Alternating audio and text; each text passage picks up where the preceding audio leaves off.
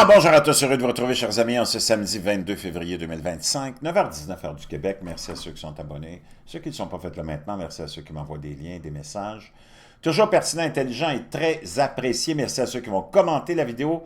Dites-moi de vous regarder, c'est toujours vraiment chaleureux de le savoir. Écrasez le petit pouce en l'air et partagez la vidéo avec ce qui se passe en ce moment. On est dans un tourbillon historique à tous les niveaux. Et naturellement, la victoire récente de Donald Trump expose plusieurs anomalies dans notre système occidental qui, en fait, gère une population de somnambules. On est tous en état de somnambulisme, ou presque, sauf nous autres ici, là. Mais la majorité de la population, regarde autour de toi, tes amis, tes collègues de travail, les membres de ta famille, tous en état de somnambulisme. On fonctionne dans le sommeil. Et c'est pour ça que c'est facile à contrôler une population comme ça. On a fait ça depuis des décennies, probablement en intégrant des produits dans notre alimentation, dans notre environnement, qui font en sorte que la population est dans un état de somnambulisme. Maintenant, c'est que tu marches dans le sommeil. Tu fonctionnes dans le sommeil 24 heures sur 24. Que ça passe par le fluor, qui a été prouvé comme étant vraiment très nocif, qui a commencé au début du 20e siècle, et plein d'autres produits. Il ne faut pas que tu oublies qu'il y a 200 ans, à peine, on était des Vikings, puis on réglait nos problèmes à coups de hache. Qu'est-ce qui a fait qu'on soit devenu si docile et qu'on accepte tout, et qu'on soit devenu une société de somnambules? Pose-toi des questions. La corruption s'est installée dans les années 60 avec l'arrivée du globalisme et du mondialisme et de cette autorité sataniste qui a pris le contrôle de toutes nos institutions, de tous les niveaux de pouvoir, les leviers de pouvoir et l'Église catholique inclus, pour venir te donner une morale qui n'existe pas dans les écrits saints. Et cette morale, c'est que tu dois pardonner aux prisonniers, tu dois pardonner aux criminels, tu dois pardonner à tout le monde, tu dois pardonner... Non, pas, vraiment, ça n'a rien à voir. C'est une déformation. On est venu, parce qu'on sait qu'il y a un pouvoir énorme d'influence de l'entité religieuse envers la population, on a infiltré ça et on a changé le dogme et la parole de Dieu. C'est hallucinant. On a banalisé le crime, on a banalisé les criminels, on veut leur redonner une deuxième chance, on veut les réformer, puis pendant ce temps-là, on a oublié les victimes. On dit que c'est démoniaque d'empêcher quelqu'un de rentrer chez vous illégalement, alors que le Vatican est protégé comme nulle part ailleurs sur la Terre, le site du Vatican. C'est complètement gaga. Mais le monde accepte ça parce que on est dans un état de somnambulisme. Et ce qui permet à ces gens-là de t'amener toutes sortes de mensonges. Les médias sont là. Les médias, j'aimerais te rappeler que ce n'est pas une œuvre de charité, c'est l'outil qui appartient à l'élite, qui te gouverne, au complexe industriel, et ils sont là pour faire avancer leur marché, leurs produits, puis leur idéologie. Et rien d'autre. C'est pour ça que leur spécialité, les trois piliers des médias, c'est la désinformation, le mensonge et la propagande. On va aller dans la propagande la plus grosse des temps modernes, et c'est celle sur le climat. Parce que c'est le carrefour de tout ce qui se passe en ce moment. Record de l'Institut météorologique danois sur la glace de mer Arctique. Combien de fois t'as entendu dire que la mer Arctique, l'Antarctique sont en train de fondre et patati patata? Publié hier. Lorsqu'il y a de la glace persistante toute l'année au pôle, nous sommes techniquement dans une ère glaciaire, et ça depuis 2 millions, plus de 2,5 millions d'années, ou 34 si vous utilisez la définition de la glace à un pôle. Ce que l'on appelle familièrement une période glaciaire, lorsque les calottes glaciaires s'étendent vers le sud et recouvrent de grandes parties des continents, est en réalité une glaciation. Et l'intervalle relatif d'eau et viable dont nous bénéficions actuellement, l'Holocène, est appelé interglaciaire. Et que cela dure longtemps, car les 4 interglaciaires précédents ont été plus courts que celui-ci, quoique plus chaud par contre. Mais attendez, dites-vous, la glace de l'Arctique n'a-t-elle pas entièrement fondu? C'était pas supposé être déjà disparu depuis 2015-2016? Non, la neige s'accumule jusqu'en avril, fond partiellement chaque été et atteint un minimum vers septembre, puis rebondit à nouveau en hiver. Ce qui n'est pas surprenant puisque les températures hivernales dans l'Arctique sont généralement comprises entre -20 et -40. Et même si la fonte estivale a entraîné une diminution de la couverture de glace par rapport à ce qu'elle était auparavant, le minimum n'a pas beaucoup changé depuis 2012. Et comment pouvons-nous affirmer ça? Ben, on a fait des recherches. Les données sont disponibles sur le site web de l'Institut météorologique danois. Le volume de glace de mer enregistré se présente comme suit. Et là, tu peux voir ici les années et le volume de glace. Même à son niveau le plus bas, il reste encore beaucoup de glace. Si vous voulez voir une visualisation du minimum de glace de mer de septembre, depuis 2079, ben, on va aller le voir ici. OK?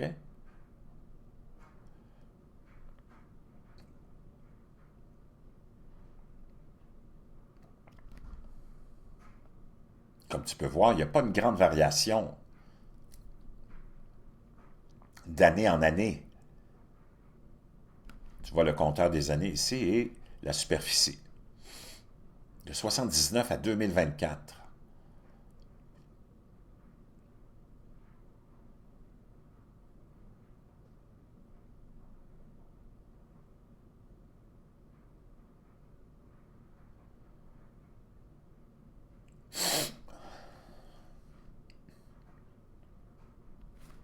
Donc, chers amis, il y a eu clairement une baisse de volume de glace, comme on l'a vu entre 2004 et 2012, ce qui a conduit de nombreuses personnes à extrapoler dans la panique et à déclarer que le pôle Nord serait libre de glace d'ici 2016, 2018 ou 2020. Et pourtant, le processus s'est stabilisé et la glace est restée là. Nous prévoyons sans crainte que d'ici la fin de l'hiver, cette année, la banquise arctique atteindra bien plus que 20 000 km². Et nous ne serions pas surpris si ce chiffre commençait à remonter vers les 25 000. Mais nous devrons attendre pour voir si ça va se concrétiser. Wow! Incroyable, mais vrai. OK? Donc, ça, c'est la réalité actuelle. Pendant ce temps-là, il ne faut pas que tu oublies qu'on peut probablement se retrouver dans un hiver volcanique, parce que tu sais qu'il y a beaucoup d'activités volcaniques. En ce moment, on est sur une lancée hallucinante, ce qui peut provoquer probablement ce qu'on est peut-être en train de vivre et de commencer à vivre, le fameux grand minimum solaire. Voici un échange entre... ça, c'est sur ArmstrongEconomic.com international, OK? Marty, votre ordinateur vous a prévenu que nous nous dirigeons vers un refroidissement global et non vers un réchauffement. Mais vous avez également prévenu que nous assisterions à une augmentation de l'activité volcanique et au risque d'un hiver volcanique. Eh bien, cet hiver a été le plus froid dont je me souvienne, avec le mont Spur qui s'agite, on est en Californie, un autre, je pense, ou Spur, non, je ne sais pas, et au large de la Californie, et des indices d'une éruption de Yellowstone. Avez-vous des nouvelles de Socrate sur cet aspect? Réponse.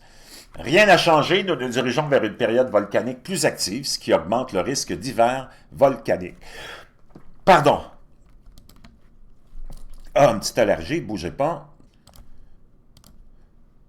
Donc, nous nous dirigeons vers une période volcanique plus active, ce qui augmente le risque d'un hiver volcanique au cours duquel les récoltes sont mauvaises, et il y aura une pénurie de nourriture. Je vous recommande néanmoins de constituer des réserves de nourriture pour 2 ans. Ce n'est pas que vous économiserez de l'argent, mais que l'approvisionnement pourrait être sérieusement réduit. Nos modèles pour le blé préviennent que cette année marquera un changement de direction et que nous pourrions assister à une pénurie jusqu'en 2028. Cependant, les inquiétudes concernant le supervolcan italien, dont je vous ai parlé, Campe Flegrei, les champs flégrériens, qui semblent reprendre vie, sont de plus en plus grandes. Un tremblement de terre de magnitude 4,4 a frappé le supervolcan italien Campe Flegrei lundi soir, donc cette semaine.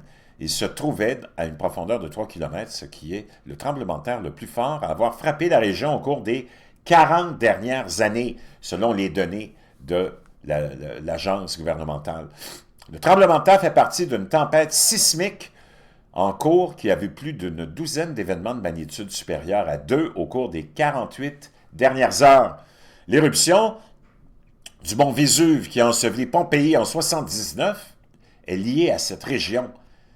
En ce qui concerne le supervolcan de Yellowstone, il a montré une activité plus mineure, mais rien de majeur pour l'instant. En janvier 2025, les stations sismographiques de l'Université de l'Utah, responsables de l'exploitation et de l'analyse du réseau sismique de Yellowstone, ont localisé 56 tremblements de terre dans la région du parc national de Yellowstone. L'événement le plus important du mois a été un tremblement de terre mineur de magnitude 3,7. Je serai plus préoccupé par l'Italie pour le moment où on peut voir ici le supervolcan où il est situé.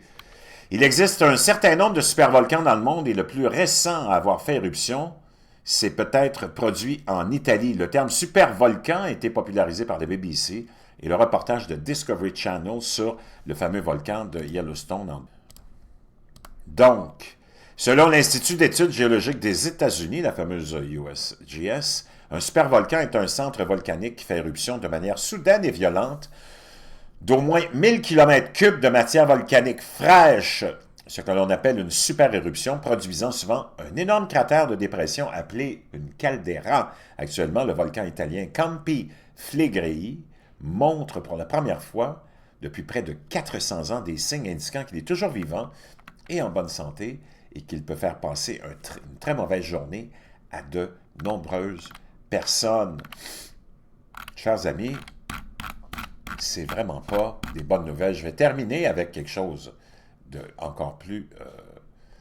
ben là, c'est au niveau social et économique, mais qui va dans la même voie et qui est encore plus révélateur de l'agenda qu'on est en train de nous préparer. Mastercard va supprimer les numéros de carte à 16 chiffres d'ici 2030. 2030, la fameuse date 2030, moi je suis plus capable de l'entendre.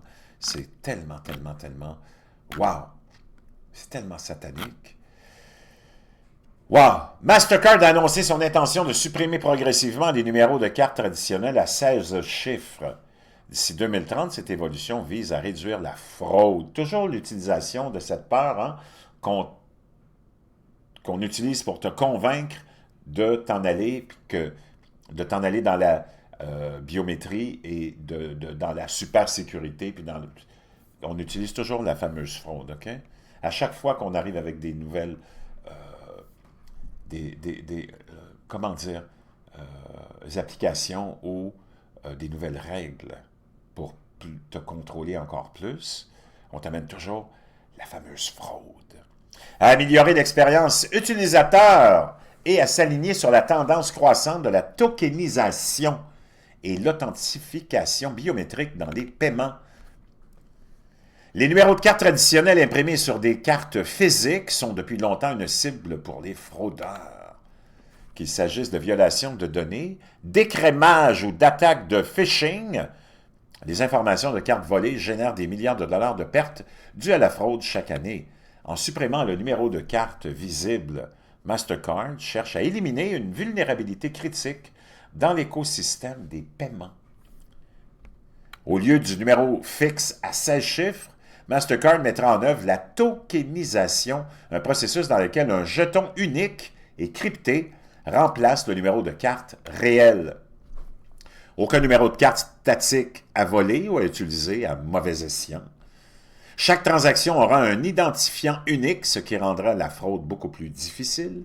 Les utilisateurs stockeront leurs cartes numériques liées à une authentification biométrique, par exemple l'empreinte digitale ou la reconnaissance faciale. Wow, pour le consommateur, c'est plus de sécurité et moins de soucis concernant les données de cartes volées. Moi, je ne me soucie jamais que ma carte soit volée. Là. Pour les commerçants, réduction des risques de fraude et de rétrofacturation. Pour les banques et prestataires de paiement, un écosystème de paiement plus solide et plus sûr. La carte physique pourrait devenir obsolète, car les portefeuilles mobiles et l'authentification biométrique deviennent la norme. Tu vois, on te l'impose. La sécurité des données s'améliorera, rendant les paiements plus sûrs pour les consommateurs et les entreprises. Le secteur bancaire numérique va s'accélérer, privilégiant les transactions par smartphone par rapport aux cartes en plastique.